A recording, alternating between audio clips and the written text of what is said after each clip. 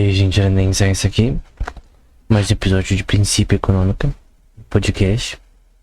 Hoje no 33 a gente vai falar sobre a crise econômica de 2008 na Islândia. Aí você pode falar, pra quem já manja um pouco desse tema e também pra quem já viu alguns vídeos do canal. A crise de 2008 não foi uma crise global, começou em 2007 e tal. Uma crise financeira global que destruiu diversos bancos e empresas de seguros como a AIG nos Estados Unidos, Lehman Brothers e tal. Tipo, o colapso de vários bancos nos Estados Unidos e também no mundo todo, né? Teve vários problemas com bancos. O colapso nos Estados Unidos ocasionou crise também em outros bancos de forma extremamente rápida, né? E uma crise que anteriormente eu não sabia tanto, mas muito forte mesmo. Tipo, realmente afetou a Europa. O que eu aprendi mais isso, eu já sabia que tinha afetado a Europa, mas eu aprendi muito isso no curso, no Coursera, né, da Yale University, que é Financial Global Crisis, alguma coisa assim. Tentar deixar na descrição que eu tava até mostrando meus stories do Instagram quando eu estava fazendo ele. E é muito bom, né? Várias coisas que eu não sabia. Eles falaram, né?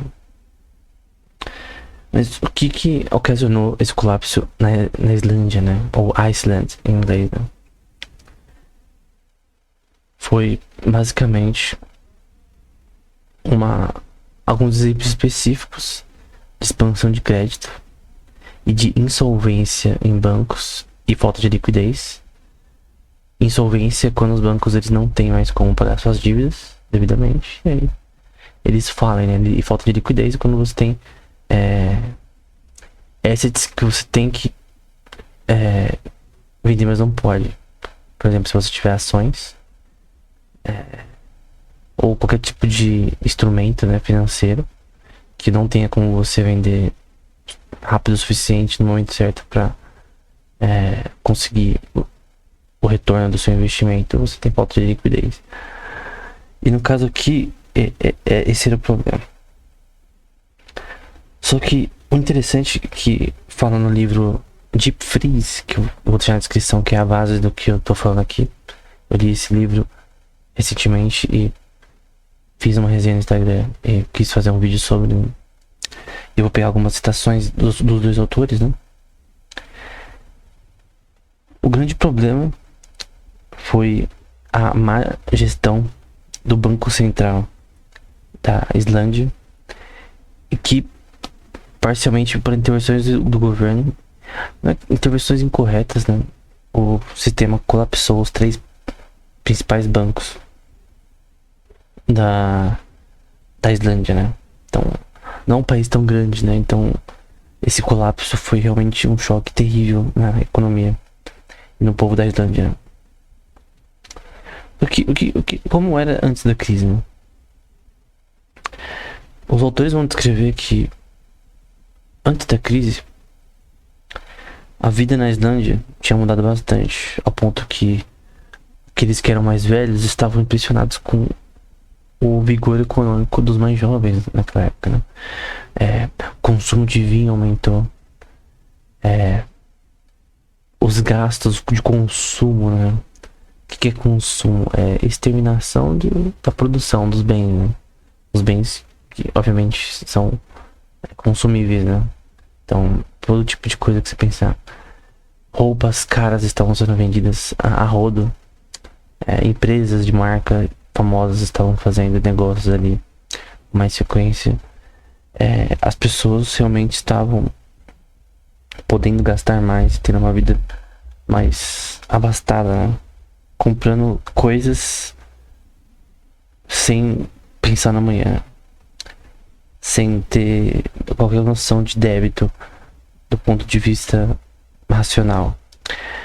E uma coisa que eles vão falar também é que na Islândia tinha, antes de tudo isso, né, há um tempo atrás, tinha um grande interesse pela área econômica, ao ponto de que você perguntava para muitas crianças na Islândia, né, segundo eles, o que elas queriam ser. Muitas delas queriam ser banqueiros, né? Então tinha uma grande influência na cultura da Islândia de muitos querendo perseguir a área de finanças, né? Não necessariamente a economia, mas principalmente a área de finanças em bancos. Porém, mesmo com toda esse crescimento, né?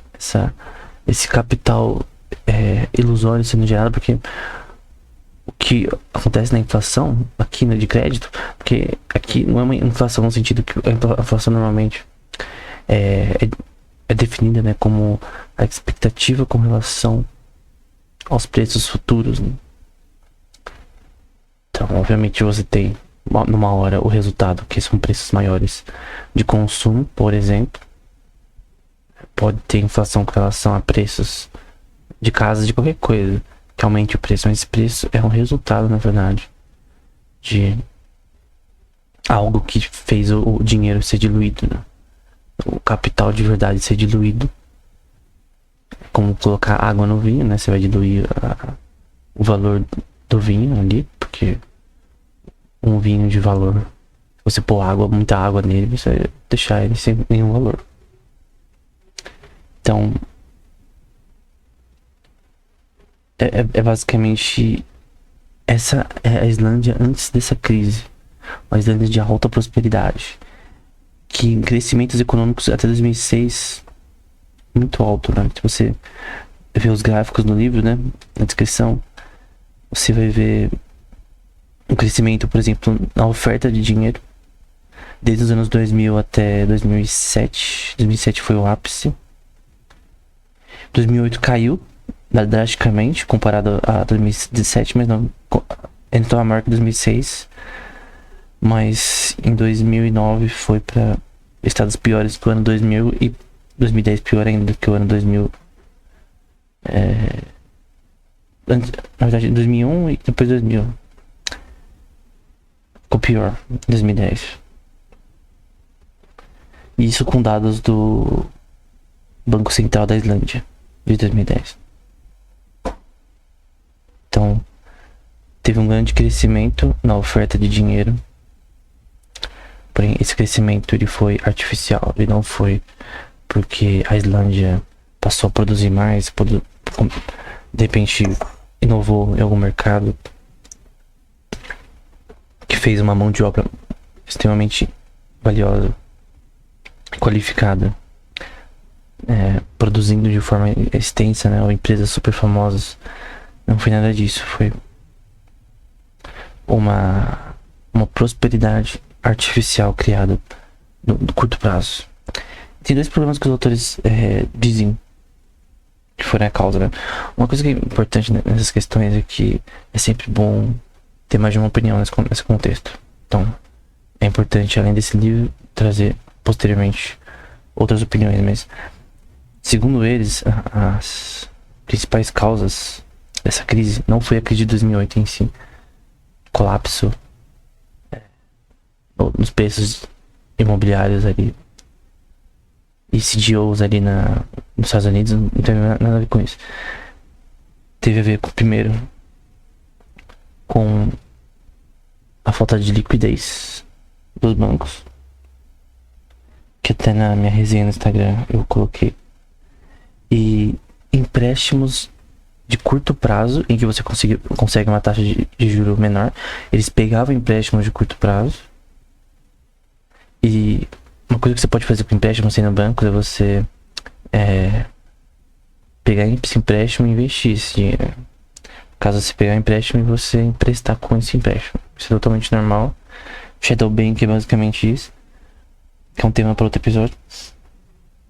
Mas basicamente eles fizeram um sistema bem em que estava bem presente, né? Esses empréstimos de curto prazo que eles tomavam e eles davam de longo prazo esse empréstimo, o que gera o que é chamado de maturity mismatching, ou mismatching de maturidade, não sei como traduzir isso corretamente, mas basicamente isso cria uma inflação de crédito e é um problema. Cria um mercado especulativo em crédito que não tem liquidez. Ou seja, essa conta não vai pagar na prática, né? Outro ponto além dessa questão, então, o primeiro, tipo, se você for notar alguma coisa, anota isso, né? Maturity mismatching, empréstimos de curto prazo sendo tomados por eles e vendendo, emprestando esse dinheiro de empréstimo para longo prazo, para ter arbitragem nisso, para ganhar dinheiro através disso.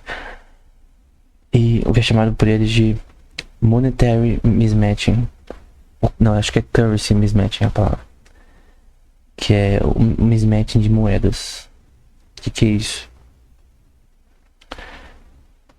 É quando a moeda que eles tinham não tinha uma paridade. A moeda doméstica não tem uma paridade com a do exterior. Então, por exemplo, no Brasil a gente tem o real, aí tem o dólar, tem o euro, tem várias outras moedas que estão ao nosso redor. Tem o ien, tem o próprio krona da Islândia, enfim.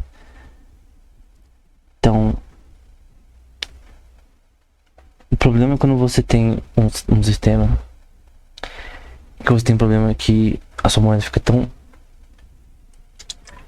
fraca, e se você não consegue controlar essa paridade entre moedas, e meio que a importação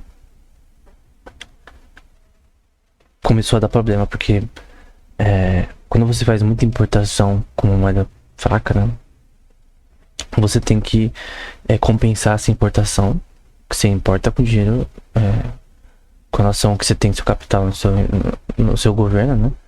No caso, vamos supor que o Brasil quer comprar uma coisa importada, tem que pagar em real, mas a taxa de câmbio, o valor da coisa que vai ser comprada, no fim, o que paga é através da taxa de câmbio, né? Então, se eu quiser importar coisa dos Estados Unidos, eu vou transferir em real, mas eu vou trocar esse real para dólar, né? Porque senão não tem como fazer a compra, e assim para diversos tipos de negócios. O dólar é a moeda internacional, né? Mas a questão é que tem essa parte de você converter a sua moeda local para moeda que vai ser transacionada o bem, seja dólar ou seja outro. Teria um problema você não usar dólar, mas o dólar é a mais usada, né? Anteriormente ao dólar padrão ouro, acho que é um pouco mais fácil, mas enfim. O problema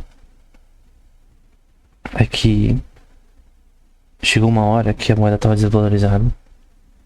E aí, essa questão da importação, eles não estavam conseguindo balancear com as exportações. Porque quando um governo exporta, ele está basicamente valorizando a sua própria moeda.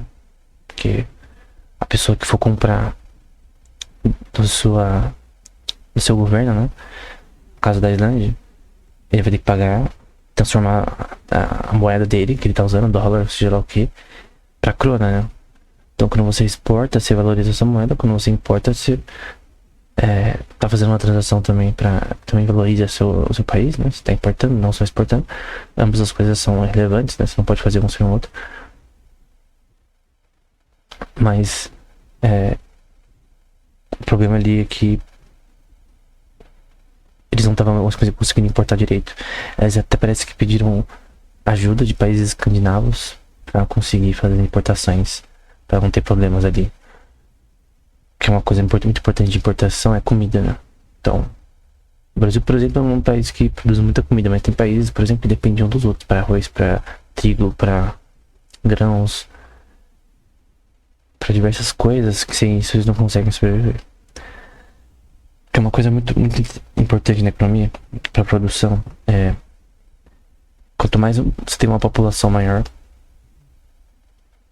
menos você consegue prover para ela nacionalmente, né? Então, por que hoje em dia a gente tem um mundo que tem tantos bilhões de pessoas? O que aconteceu que antes, há 1000 anos atrás, há 3.000 anos atrás, não tinha tantas pessoas quanto agora? É uma coisa muito simples e que na verdade somente a economia responde, né? Porque não tinha produção suficiente. Então você não tinha uma eficiência de produção o suficiente para alimentar o número de pessoas o suficiente para que haja essa expansão. Não tem outra razão para o crescimento populacional atual, até porque as pessoas tinham mais filhos no passado. no curto prazo e principalmente no longo prazo. Então, na verdade, o que aconteceu é que com a Revolução Industrial, Revolução Militar, Marítima, tecnológica, né? Na agricultura também, que aconteceu de 1790 e pouco pra frente. Aconteceu essas evoluções, né, científicas também, que permitiram eficiência de produção. Questões como divisão de trabalho, o capitalismo, né? Pós o mercantilismo, né? O mercantilismo. O mercantilismo é basicamente é como uma economia voltada pro Estado, né? Posteriormente, o sistema cada vez ficou mais solto, né? Mas não tão dependente assim do Estado, até a gente vê as revoluções industriais, a gente tem mais uma liberdade maior econômica posteriormente com relação a sair das garras do mercantilismo. Sair daquele sistema feudal para ter um sistema mais arrumado, né? Democracia também tem uma questão relacionada a isso. Revoluções que acontecem com relação a colônias. Os Estados Unidos é um exemplo de um país que saiu de ser uma colônia para ser um grande polo ali econômico de pseudo-livre mercado, né? Então totalmente livre, mas ainda assim mais livre do que outros, né? Então isso foi relevante para que a economia desenvolvesse do jeito que deu hoje, né? Então, com certeza, um aumento na produção é importante. Por que isso afeta a Islândia nessa questão? Se você não consegue produzir o suficiente para você, porque as populações aumentaram, você precisa importar. Uma necessidade. É impossível você produzir tudo de forma eficiente na sua nação. É impossível. Isso não existe. Eu quero produzir petróleo aqui. Tá bom, mas é melhor importar, na verdade. Os países têm que focar cada um no seu melhor. O Brasil é bom em agricultura, tem que focar em agricultura. Não em fazer chips de computador. Não sei que tem uma empresa privada que faça isso. Mas o incentivo deve ser no que é bom, não em algo que não dá certo. Então, tem coisas, por exemplo, petróleo, você tem que importar, porque a Rússia produz melhor, então, mais rápido. Então você importa. Tem que ter um controle assim de importação e exportação, não é só exportar. E eles precisavam importar coisas. Até para questões alimentares, questões relacionadas a gás, relacionadas a petróleo. Eu não sei quais coisas que eles precisavam mais naquela época importar. Mas eles precisavam importar. Aconteceu uma crise, por exemplo, atualmente no Rio Grande do Sul. E parece que o Brasil vai ter que importar arroz. O ponto é, a Islândia precisava importar alguma coisa. Só que convertendo krona pro dólar ou pro euro, seja lá o que for, porque obviamente eles exportavam provavelmente, mas para ali naquela região dava problema, porque a moeda tava um lixo. Por que a moeda tava um lixo? Por causa, primeiro que é uma moeda Fiat, né? Eu sei que todas são, mas tem moedas Fiat que são piores do que as outras, né? Umas piores do que as outras com relação à taxa de câmbio. O real em relação ao dólar tá alto pra caramba, tá baixo pra caramba, por exemplo. Há 15 anos atrás, mais ou menos, 2007, 2006, 2005, era tipo 2,30 dólar, 2. Naquela época que comprou o dólar tava feito, né? Porque agora o dólar vale 5. Então, o problema é quando você tem você tem inflação na sua moeda. Na verdade, vamos parar de usar a palavra inflação. Quando você dilui a sua moeda, quando você tira o valor da sua moeda, aquele exemplo que eu mostrei com vinho, que você põe água no vinho e tira o seu gosto, seu valor, você basicamente tira o poder de compra do próprio país com relação à moeda no exterior. E isso foi um problema para a Islândia. Porém, não foi só esse problema. Como eu disse antes, a Islândia estava numa questão de prosperidade de 2000 até 2007. E o que aconteceu usando essas coisas como currency mismatching, que eu falei, com relação à moeda,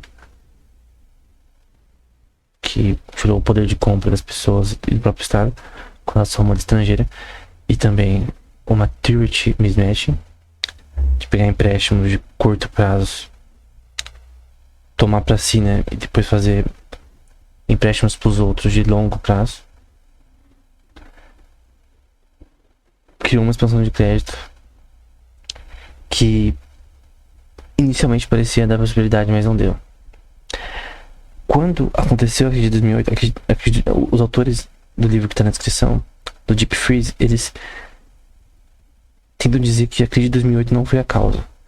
Mas querendo ou não, ela foi uma das... Como se fosse... Vamos supor que o muro, ele passou muita chuva nele, ele não foi bem construído. Ele tá fraco, foi construído meio que na areia, sem muita fundação. Só que vamos supor que um carro veio e quebrou o muro de vez. Se ele fosse forte o suficiente, ele aguentava a pancada. Só que não aguentou. Então, a crise de 2008 teve impacto sim. Embora a crise afetou mais o euro, mesmo o país ali da Islândia, adotando a krona, ele também teve problemas, né? O euro também é um problema em si, né? Enfim, mas não sei se a Islândia tivesse o euro como base. A questão é que vários países da Europa que estão na União Europeia e tal, eles adotam o euro, né? Outros não fazem isso. Então, que estão ali na Europa, né? Que não, eles não, por enquanto, não estão nessa paridade com o euro, usando o euro como moeda geral ali da Europa. O Brexit, por exemplo, foi um exemplo que a Inglaterra sai da União Europeia. A Islândia não tá com o euro, né? É a krona lá. Tanto que tem a ver com a moeda do ASK do EVE Online, que é um jogo que a moeda do jogo tem lastro na krona islandesa. Então o jogo, a base é lá na Islândia. É interessante porque o jogo já existia antes dessa crise. Interessante, né? E o jogo, o EVE Online, eu creio que ele foi criado mais ou menos em 2005, 2004, ele foi criado nesse boom econômico da Islândia. Então ele passou por essa crise também. Não sei se afetou o jogo, sei lá. Porém, 3 bancos faliram. Foi o Kaupthing, eu não sei como pronunciar, Glitnir e Landsbanki. Então os 3 foram à falência. Aí o que eles fizeram, né? Acho que eles fizeram a pior coisa que eles poderiam fazer do ponto de vista internacional, mas eles foram espertos, né, vai? Os caras foram ligeiros. Quando aconteceu a crise de 2008, isso reverberou na Europa. E a Islândia já tava na merda. Ela já tinha um problema de liquidez muito grande. Já tinha também questões de baixas reservas também. Razões de reservas em bancos. Então você não era obrigado a manter muitas reservas. Eu creio que hoje em dia a média dos bancos é menos de 20%. Então eles permitiram, antes de todo esse problema também, além dos outros problemas que eu falei, menos reservas de dinheiro no banco. E que cria também problema de liquidez, porque o problema de ter poucas reservas no banco, é que quando dá alguma merda, não tem ninguém pra ajudar. Tanto que nos Estados Unidos só não foi pior do que foi porque o Fed, o governo dos Estados Unidos, o sistema que governa os bancos dos Estados Unidos, o sistema bancário dos Estados Unidos, ele ajudou a muitos bancos, não todos, a não falir. E teve banco que comprou um ao outro, enfim. Porque se ele não ajudasse, ia dar mais merda ainda. Então meio que ele foi uma reserva de última instância. Então o governo, no sistema atual, ele é uma reserva de última instância. Então se os bancos falirem, até porque o governo também usa desses bancos, tem uma reserva de última instância que é o próprio governo. E aí você tem um problema aí que você vai ter que meio que pegar empréstimo do governo também. Eu não sei se todos foram. Foi dado sem colateral. Tipo, ó, toma aí, você não precisa comprar nada. Mas enfim. Mesmo para investidores que investiram na Islândia antes, tinha uma noção, até que eles falam no livro, que se alguém investisse na Islândia, que era um país que talvez não fosse tão bem investível, o IMF, né, que era o Fundo Monetário Internacional, o próprio governo da Islândia ia... Não, o governo não, o IMF ia meio que agir para proteger os investidores. Então, se der merda, a gente ajuda. Se o investimento que você investiu na Islândia, imagina esse país aqui emergente, se der ruim a gente ajuda. Não é bem assim na prática quando tá a crise, né? Então, a Islândia não tinha um Fed, que também tem seus próprios problemas. Então o que ela fez? Ela nacionalizou seus bancos e falou, ó, não vou pagar ninguém, porque agora os bancos são do governo. Então os bancos eram privatizados e eles foram nacionalizados, eles foram tornados do governo.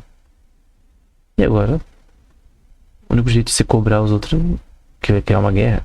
Quando uma dívida vai pro governo, é uma dívida eterna. Uma hora paga, mas fica pressionando. Então, o pior que pode acontecer pro governo é ele não ganhar empréstimo. Tipo, ó, você não me pagou, então eu não te dou mais empréstimo. Para um banco privado, ele pode falir. Então, para os 3 bancos não falirem, porque eles não conseguiam pagar mais seus débitos, porque eles criaram toda essa questão de expansão de crédito. Porque, como eu disse, a oferta de dinheiro nesses bancos aumentou muito ao longo dos anos. E com a crise, tudo se despencou. Até o Mises tem um livro que ele fala sobre crises econômicas, que ele fala que expansão de crédito como um castelo construído nas areias da ilusão. É que nem aquela para Sermão do Monte de Jesus, né? A pessoa que construiu sua casa sobre a areia, veio o vento forte e levou a casa. E isso aconteceu com a Islândia. Além disso, eles tinham também um sistema chamado Housing Finance Fund, que era de 1999, para questões relacionadas a financiamento de imobiliários, né? Também é um problema nessa questão, mas o grande problema é o problema de liquidez, que eu já expliquei ambos, né? E como ninguém pode ajudar eles na prática, quando deu merda em tudo, meio que essa taxa de juros que eles criaram artificial, que eles criaram uma taxa de juros artificial que permitiu que as pessoas pegassem mais empréstimos. Porque, na verdade, até os autores falam que a taxa de juros só desce de verdade quando você tem mais poupança sendo realizada, poupança real, depósito real, depositado em bancos que estão em reserva, o que ao menos estão em reserva e como colateral de créditos que os bancos estão tomando, fazendo o shadow bank deles, mas tem ali algo que foi depositado, né? Algo que tá pelo menos tendo liquidez, porque a questão é que esses empréstimos estão tendo solvência, estão tendo liquidez. Por enquanto, quando você abaixa a taxa de juros e o governo não, e os bancos não têm dinheiro, não tem reservas, não tem nada, não tem dívida, aí esse taxa de juros está errado. Aí você está especulando em empréstimos que são insolventes por natureza. E é isso que aconteceu. Então, foi criado um gap, né? Um gap, um buraco de ofertas estrangeiras que destruiu a krona e que destruiu a taxa de juros abaixou demais a taxa de juros artificialmente da Islândia, né?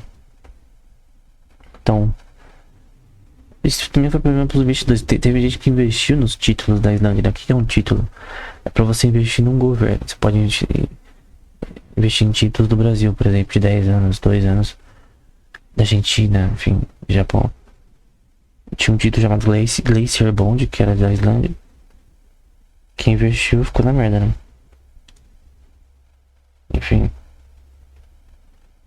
E se você ver o gráfico aqui, a relação entre dólar, euro e acho que ouro também, em relação à moeda islandesa, né? O ESK aumentou demais, né? Então, moeda comparado à relação da dívida que eles tinham com o governo estrangeiro, então ela diminuiu principalmente por causa das dívidas que eles tinham, né? E aí eles não tinham como pagar essa dívida e criou esse problema que eu já falei, como que é o currency mismatch, né? Então, pra importar coisa era um inferno. Eles vão dizer que a Islândia virou um hedge fund, um fundo de investimentos. Só que não pagava seu próprio débito, né? Então, como que a gente pode resumir o colapso da Islândia? Expansão de crédito. É a teoria de ciclos de negócios de Von Mises, né? Expansão de crédito através de empréstimos de curto prazo com menor taxa de juros. Pegar empréstimos, né? E dar empréstimos, né? Lending de longo prazo para os outros. Então, eles pegavam no curto prazo, mas davam no longo prazo. Uma falta de paridade com o dólar e o euro, que ocasionou em 2008 com uma forma terrível. Que o débito deles era tão grande que a moeda não tinha mais valor para o mercado estrangeiro. Importar era impossível. Eles não conseguiam exportar o suficiente para fazer essa relação de importações e exportações ficar de boa.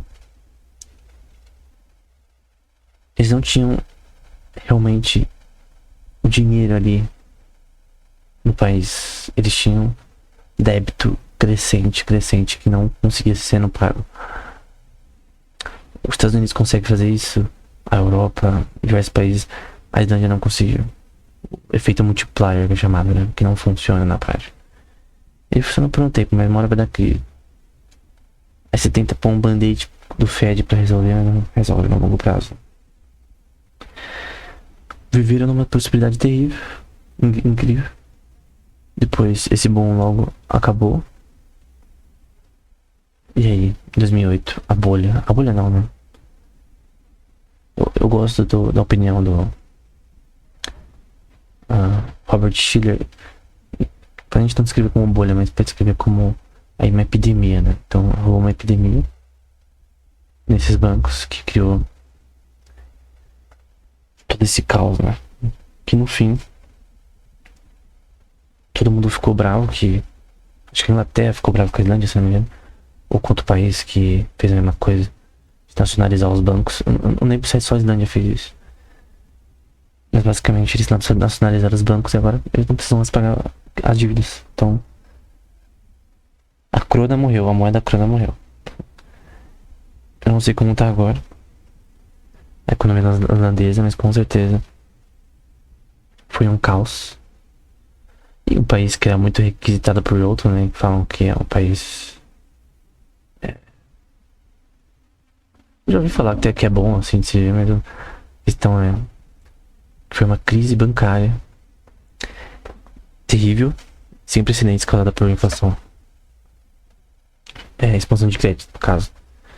Eu queria terminar com uma citação que eles citam da regra de ouro bancária de Otto Hubner, que diz: se um banco quer evitar riscos de não ser incapaz de realizar suas obrigações, o crédito que ele dá deverá corresponder o crédito que ele recebe, não somente quantitativamente, mas qualitativamente. E isso foi o que eles não fizeram.